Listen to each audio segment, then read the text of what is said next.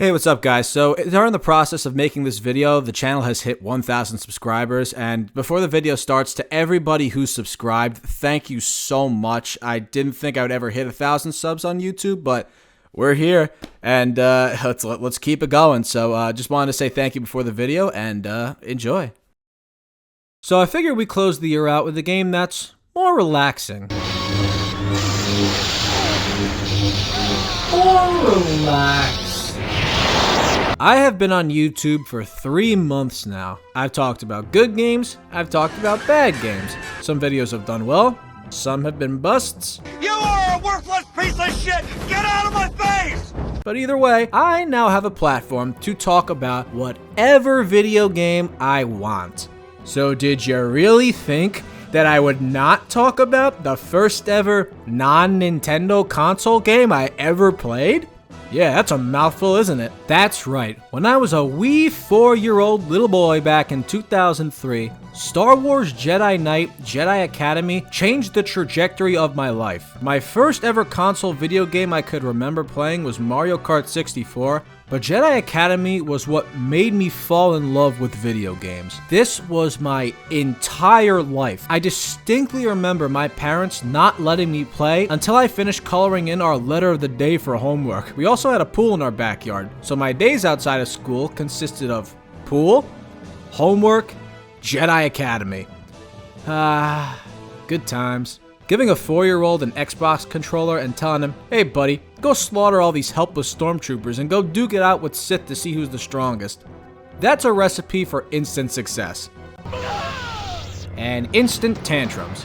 It also helps when your lightsaber combat is as frantic and as wild as it is, and when you're able to make your character however you want and build your own lightsaber? Really? Can I, mommy? Can I? Oh boy! It also helped that my brother and sister also both played, so it felt great to share something with each other that was as cool as a Star Wars video game. But I am no longer a little boy. I'm a big boy now. I can wipe my own ass. I now can take things into consideration that my younger self didn't have the ability to do. So, looking back now, is Jedi Academy just pure nostalgia, or is it truly worthy of being called one of the greatest Star Wars games ever made? Well, don't worry. Shall we stay here and investigate? I'd love to. So strap in, boys and girls, and let's get down to business. What's crazy about this is that Jedi Academy came out the same year as Knights of the Old Republic, literally 2 months apart, both published by EA and Activision. You know, before they both turned heel.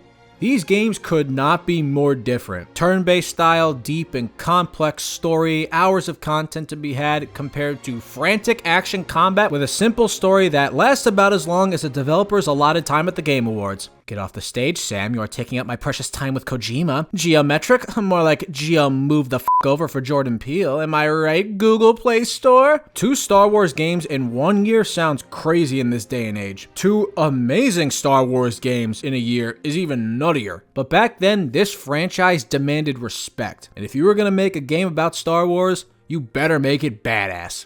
And badass they were. Enter the release of Jedi Academy. Developed by Raven Software, which takes place 10 years after Return of the Jedi. Luke Skywalker has opened the Jedi Academy on Yavin 4 with a fresh batch of students on the way. You play as Jaden Core, a student attending the Academy. Aren't you excited? We're going to be Jedi! Oh, hey, Rosh. Good to see you again. But unlike the others, Jaden is a special case, because this man, or woman, was able to create a lightsaber without any Jedi training, which places him, listen, I'm just going to keep referring to him as a guy because that's canon and that's mostly who I play as, under the direct tutelage of the man himself. Kyle Katarn, at your service. From there, you do what Jedi do and uncover a plot that nobody in the galaxy ever expected to take place. First up, we gotta talk customization. Jedi Academy gives you the ability to make Jaden however you want. You got 6 species, 3 for each gender. Twi'lek, Zabrak, and human females, and human, Keldor, and Wait, what? Greedo? This game came out in 2003, and no game since has allowed you to play as a Rodian, which is wild that they did this. Now it doesn't matter if Han shoots first, but of course, there's only one you can go with. Keldor. You also get to make your own lightsaber with different hilts and 5 different colors to choose from, which how many of you guys were stunned when yellow and orange was an option? Nowadays we got the expanded universe and multiple different color sabers, but back in 2003, seeing yellow and orange lightsabers when they weren't even in the movies was mind-blowing for a 4-year-old, at least for me. Don't get me wrong, we're still going blue, but this was neat nonetheless. But you know how dumb and naive my 4-year-old self was? I thought you only had the option to select Twi'lek and purple console lightsaber, because I didn't know that you had to move it with the D-pad instead of the control stick. So I'm over here bashing the stick like a toddler, wondering why are they forcing me to be a woman? There's a guy on the back cover! Oh, wait. Yes! We can now become Keldor. But what 4-year-old me and now 24-year-old me thought was pretty neat is that the species you choose affects the species of the other students at the academy. I don't know why they couldn't have all the species present in one playthrough. Maybe the engine was restricted to a certain number of character models. But whatever species you choose, the other students will be generated into 3 other separate ones, each locked for each species you play as. I'm not sure if this is the same with the PC version, but for example, if you play Keldor, other students will always be Zabrak and human females and Rodian males. As Zabrak, you got Twi'lek females, Keldor and human males, and so on and so forth. There's still 4 sets of generic human models, but because of the amount of randomly generated species, these actually stand out more, surprisingly, because it's a model that's not an option in the character select, but the other ones aren't generic either since they're random species and are options for you to make Jaden as too. This makes the Jedi Academy feel diverse and unique, and even though it's a small and inconsequential feature, it created a pretty damn good sense of immersion. Now that our character is made and our lightsaber is built, it's time to head out and get acquainted with the gameplay. And let me tell you something, Jedi Academy did something that no other video game has done or has even tried to do. Its lightsaber combat is sloppy, unstructured, and just an all-around clusterfuck.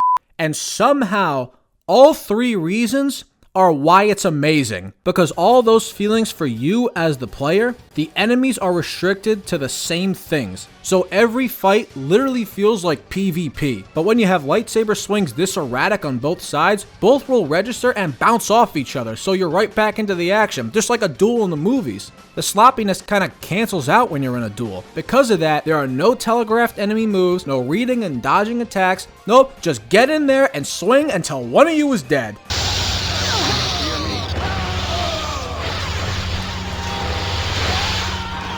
This means that every fight will play out different every time. You have no idea how things will go, and that's what makes it exhilarating and gives it tremendous replay value. Because like I said, no fight is ever going to be the same. You're also armed with your trusty lightsaber throw, which unlike games nowadays, you just press the left trigger or whatever it is on PC and it goes wherever your reticle is. Because Raven took advantage of the FPS Jedi Knight game builds that it was making, the reticle just stays there and is now the main indicator of where your lightsaber will go. I really think more games today with melee combat should do this when you have the option to throw your main weapon. It makes the flow so much better. Now, reticle is going to have to be there, but there's ways you can work around it. Maybe hide it until you're engaged in combat.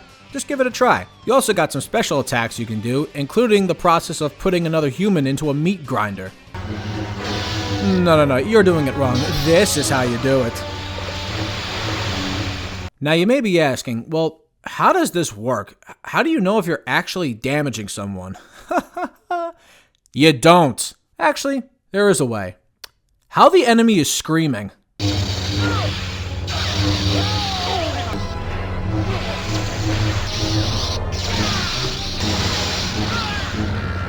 And you can also use sense and the feedback on your controller. When your combat is to the point where you have enemies around a certain area, and I'm calling all of them down to fight them at once, you know your gameplay is addicting. Also, when you kill them, there's a slow 360 panning shot, which in other games this effect is just cheap, but in Jedi Academy, combat is so fast-paced and wild that when this shot accompanies a kill, it's so freaking impactful and satisfying.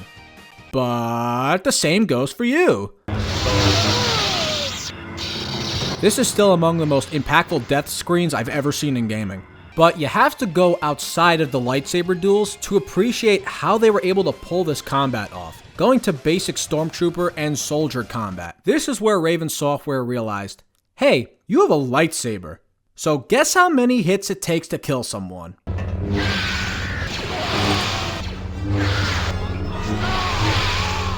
Instantly. I mean, there are times where you barely touch them and they go down. Pretty much any guy armed with a gun in Jedi Academy is going to be at your mercy. You really should cloak yourself before I come into the room. And that's not even mentioning reflecting shots. You want to know how you block and reflect blaster shots in Jedi Academy? Nothing. You just stand there. The game does it automatically, and the amount of reflected shots depends upon what level your lightsaber skill is, which increases in each act. Or, you know, you could just reflect it with your head. So that's what these horns do. So you will eventually just laugh at blaster fire, and it will feel so freaking empowering. Hey, how you guys doing? Can I get a Taylor ham, egg and cheese, salt, pepper, ketchup on a Portuguese roll? And can I also get a bacon, egg and cheese with ketchup, no salt, no pepper? And I'll also take what is that? I'm sorry, sir. I didn't catch what you said. Could you repeat that? What? What do you mean this is a Wendy's? Now you might be wondering, wait, if you can kill everyone in one shot, why doesn't it take one shot to kill someone in a duel? Well, this is because the way the game is programmed, the lightsaber not only acts as your weapon, it also acts as a form of armor. Now, I didn't research any of this stuff. My source is that I made it the fuck up. This is just what I can see and observe after playing for so many years. But from what it looks like, as soon as the lightsaber is activated, it also activates the armor defenses. Almost like it says, okay, lightsaber is out, defense up. The cleaner the shot is on the body, the more damage a slash will do. Now, with this system, if you get clean enough shots, you can mop up guys in like 2 or 3 hits. Or if you're using a strong slash, it negates the majority of the lightsaber defenses. This coupled with the fact that lightsaber wielders will have more health than soldiers, and this goes for you as well. But the armor effect is the main reason why this works. Because guess what happens when you put your saber away in a duel? Yep, instant death. Once you get to the third act, you can upgrade your lightsaber to either dual wield or a double lightsaber, or you can just stick with single saber and get access to all 3 stances. Medium being what you start with, fast giving you quicker but less damaging strikes, and strong taking longer windups but has tremendous power and can break through defenses. I mean, just look at this. Outside of mechanics, the enemy trash talk that happens during a duel is, it's great. The Sith just mocking you and egging you on. Let's see how good you are. Jedi. Come get me, Jedi. The amount of times me and my siblings walked around the house just telling each other, I will break you. I will break you. Sometimes it blows up in their face. You will die by Oh, I'm sorry. I didn't catch that. What did you just say you were going to do? You want to elaborate on that point? But when it works and they kill you, yep, they still do it. May the Force be with you. And that's not even mentioning dismemberment.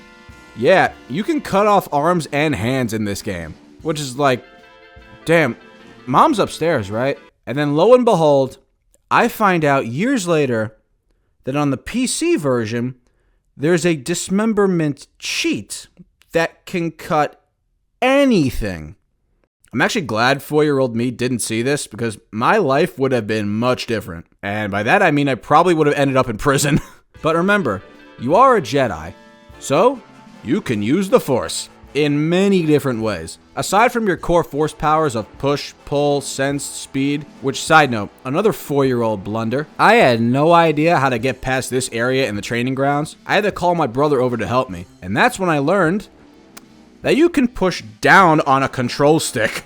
Hey, you couldn't do it with the N64 controller. How was I supposed to know? Aside from those, you got 4 Force abilities, both for light and dark side, each with levels, and each mission gives you a point to spend on an ability. You can have 5 abilities in total per playthrough. You got 2 different protection buffs with Protect and Absorb, 2 healing abilities with Drain giving you over your health limit when you max it out, but you need an enemy around to do it. You can mind trick enemies to confuse them and completely break the Rancor level. I think I mentally broke him. And of course, you got your Force Choke and Lightning, which maxing out Lightning is just so satisfying. Hi, how are you? The one ability I can do without is the Dark Rage. It raises your attack power and makes you temporarily invulnerable, but drains your health in the process. I've never liked abilities in games that take your health away in order to use, because as soon as that thing finishes, you're a sitting duck until you find a space to heal. My pro tip, max out heal, protect, and absorb first. Especially absorb because it takes force power used against you and adds it to your own force meter, which completely nullifies the force users and turns them into pretty much power generators for yourself.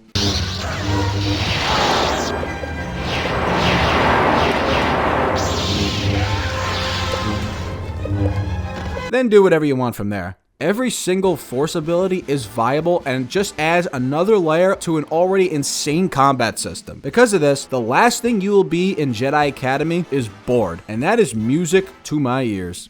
Also, we gotta bring up the AI. It's 2003 AI.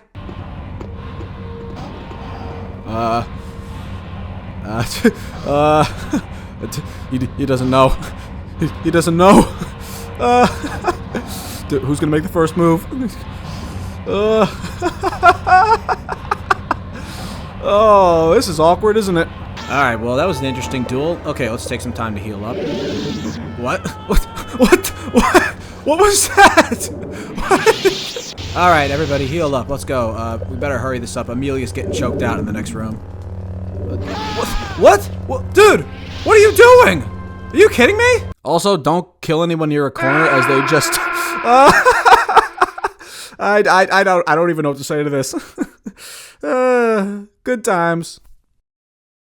So coming back to this game, as soon as Microsoft announced it would be backwards compatible with the Xbox One, I knew the combat and the gameplay would still hold up, but what I wasn't expecting and what surprised me coming back was how well the mission design actually is. Now, it's not something that's gonna blow you away, but each one of these missions feels unique and brings something interesting to the table, either through unique aesthetic, objectives, and different teaching moments. Each provide an interesting spin on the gameplay loop of get from point A to point B while cutting everybody up you see in between, or shoot everybody in between.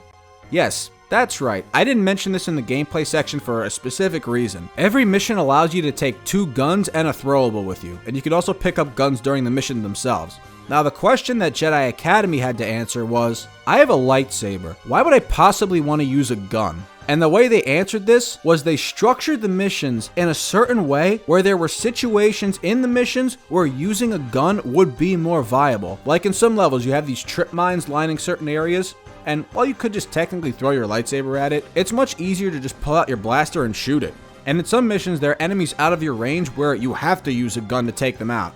Well, you're kind of out of the way, so time to pluck you full of laser bolts. The mission that best demonstrates this viability and not the necessity of using guns is Cult on Corellia, where you have to navigate to the front of a cargo tram that's being raided by mercenaries. At the beginning of the mission, Kyle tells you to keep the enemy in front of you so you don't have to worry about your flank, because there's sections of the tram where you'll emerge with enemies on each side. So when you're coming up onto a section and see a guy in the distance with no way to enter from the front, you could get up close from the middle and slice him up, but how many guys are going to be in front of you? You don't know. So the viable option is to just snipe him from here. Same thing with this sniper all the way over there. You could run up and kill him, but how much damage would you actually take? Because these things pack a punch. Well, let's make it easier on ourselves and snipe him before he sees us. It's a great way to teach the player that not everything will be easily solved by a lightsaber, although most things can. The last area that teaches you this is Vajun, where you're introduced to these giant hazard troopers with Bram Stoker's concussion rifle. These guys can be a real pain in the ass because they can knock you back if you get up close before shooting you. And this thing is a cinder block to the face, so you realize,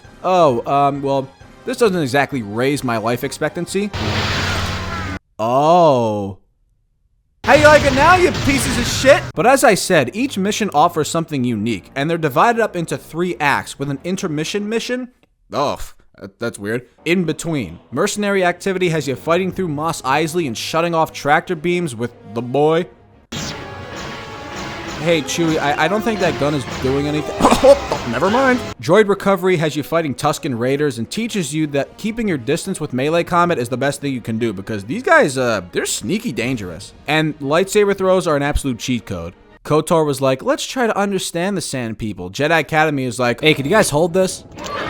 Bakura has you navigating a facility, turning off bombs, and introduces you to the concept of finding security keys off Imperial officers. Who, me?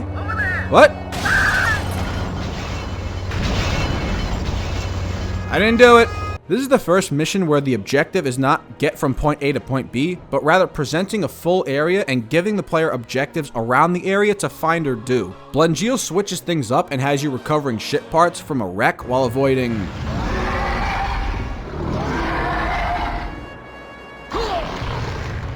Alrighty then. This level gets you acclimated to using speed, because you'll need it to get from one platform to the next. And if you don't use it,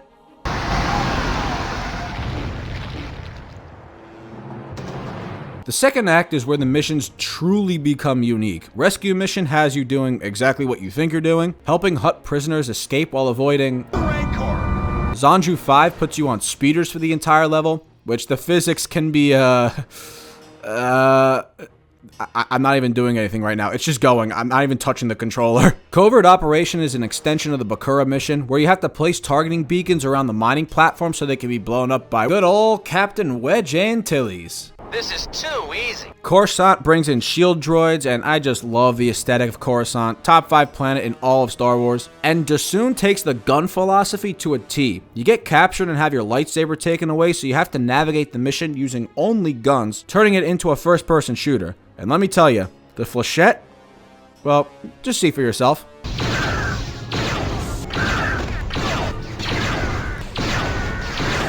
We should just call this the Dragonborn cannon. The final act missions take everything you've learned and throw you into the fire. By this point, you've upgraded your lightsaber and are becoming fully powered, and the game raises its enemies to compensate for that. In other words, a lot of shit is thrown at you. Chandrila is just a lightsaber fest, which should tell you how I feel about it. Yallara brings in Nogri that can choke you with gas blasters. Biss throws every single Imperial soldier in the galaxy at you. Ord Mantell has you setting charges while avoiding Boba Fett. Even back then, they were trying to revive Boba Fett. But the coolest one out of all of them is where the game designers said, alright, let's have you get from point A to point B, but let's have a giant mutated Rancor chase you the entire time. I can't stop it. What did I ever do to him? Oh yeah, and there's Sith in your way too. But the good news for you, this Rancor doesn't discriminate.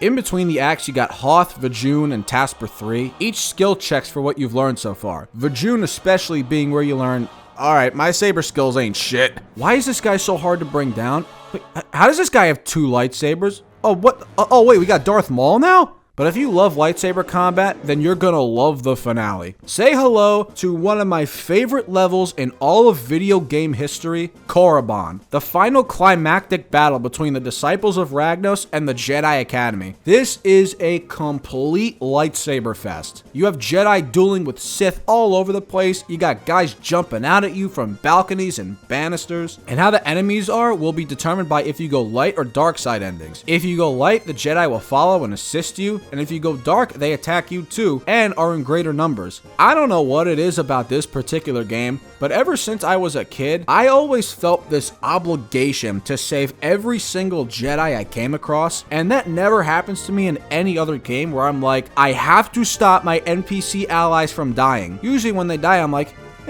what are you gonna do? But here, when one dies, I'm actually upset, to the point where sometimes I'm like, nope, reload, we're doing this again. Maybe it's because of the randomly generated species being so unique, where it's not just a bland NPC that's here. I could make Jade into any one of these species, so any one of these guys can be me. So there's an attachment that is made, and when one dies, it's like part of me dies as well, because we are Jedi. We are supposed to stay together, and now together we have to jump into the fire to save the galaxy, because we are all classmates at the end of the day. And now we have to answer a higher calling. Our masters taught us well, and damn it if I'm gonna let some homeless guy take that away from you.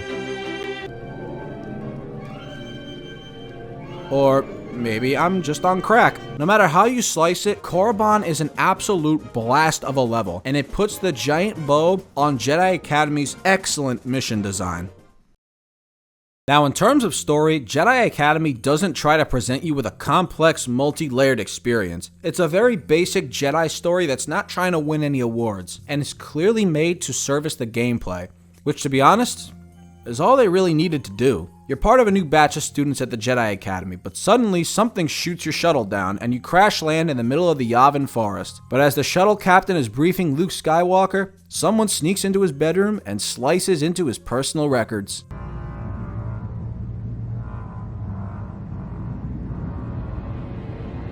Jesus, that was fast. What do you get scared of his search history? How to milk an alien. Oh, hell no, this guy's crazy. Also, how was Luke not able to sense her right here? Alright, maybe he's preoccupied. His students did just get shot down. From there, you and your trusty new pal Rosh need to make your way to the nearby Masasi Temple for pickup, but you stumble upon something weird. Oh my god, it's a Starfield player. She's mining for cobalt. Oh shit.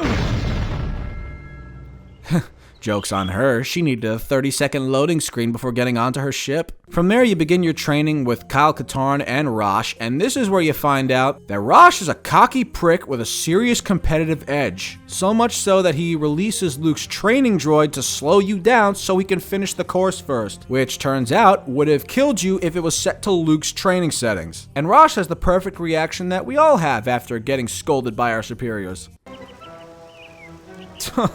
This crazy bastard has the balls to just lean on Kyle after he did something wrong. Bro, are you trying to get lawn darted? This is where Rosh really starts to get insufferable, as he starts complaining to one of the other students that Kyle doesn't seem to really foster my talents. Jaden, hey! I'm stuck! Can you help? What do you think, Jaden? This sounds like a you problem, Chief. I have a pretty big body count right now. You then go on your respective missions and discover a Sith cult known as the Disciples of Ragnos that have been cropping up across the galaxy. And they're working with the Imperial Remnant. And they use Luke's personal search history to discover places with dark side auras so they could siphon them away. What could they get from that besides a tour? Dude, shut up. So you're then sent to Hoth, since it's the place where Obi-Wan's Force Ghost appeared to him, and there's a couple snowtroopers there that need to be introduced to my turret. They never stood a chance. You then have your first battle with Alora, who you promptly dispose of, but it turns out she's already discovered Dagobah because of Echo Base's flight records. And when you get back to the Academy, you learn, uh-oh, Rosh hasn't returned. He's long overdue, and we haven't heard from him. Oh, what did this man say to me before we left? Good luck. Call me if you need any help. So you do your next set of missions before Luke discovers that the Disciples have managed to siphon Dark Force energy from every place mentioned in his records. Okay, let me just say, if it took Alora 2 seconds to get all this information, I think this is your fault, man. Your security measures suck. But we then make the determination that we need to beat the cult to these locations that might be of interest to you, which leads you and Kyle to Vajun, the home of Darth Vader's castle, before Mustafar became a thing. Also, why would he pick a place that constantly rains acid? The man was made of part machine, so once his circuits get fried, there goes your oxygen. Oh, wait, he must have just used Protect. Oh, that makes sense. I think they're now set to Luke settings. You make your way to the top and find Rosh, who has turned to the dark side and helps Dasan's leftover Starborn look for Vader's scalp care shampoo. If you're too weak to join us, Jaden, then we can't let you stand in our way. Die! But alas, the true villain reveals herself. Tavion, Dasan's apprentice from Jedi Outcast, who Kyle also quickly disposed of. I don't know what it is about these dark apprentices. They are not getting taught well. So, this is what it's come to, Tavion? Still fast traveling between planets when even the modders have given up? Spare me your self-righteous pity, Katarn. You escape and are promoted to full Jedi Knight, which allows you to build a new lightsaber after your other one just went boom boom. And you go on your last set of missions before Luke discovers the cult's true purpose. These boys have been siphoning Force power in an attempt to resurrect the dead Sith Lord Marka Ragnos, whose tomb is on Korriban. But before we can join the others, we receive a distress call from Rosh on Tasper 3. Can I just go to Korriban, please? Shit. You find Rosh, and according to him, he turned to the dark side because he was scared. Oh, sounds like a you problem, doesn't it now? But at this point, you've had it up to here with his bullshit. And here the game presents you with a choice. Light or dark. Spare Rosh or kill him. Honestly, really tough call here. And you know what? That's what makes it great. Rosh has acted like such an annoying dick for the entire game, on top of the fact that he betrays you. The game sets him up to be such an unlikable character that you as a player are actually feeling the same thing Jaden is supposed to feel once you get to this part. Man, I really want to stay good and stick with being a Jedi. But man, I really do not like you. Depending on what you do, you fight and kill Allura and make your way to Korriban to confront Tavion, who really wants to mine this cobalt. Kyle's good student. You're too late.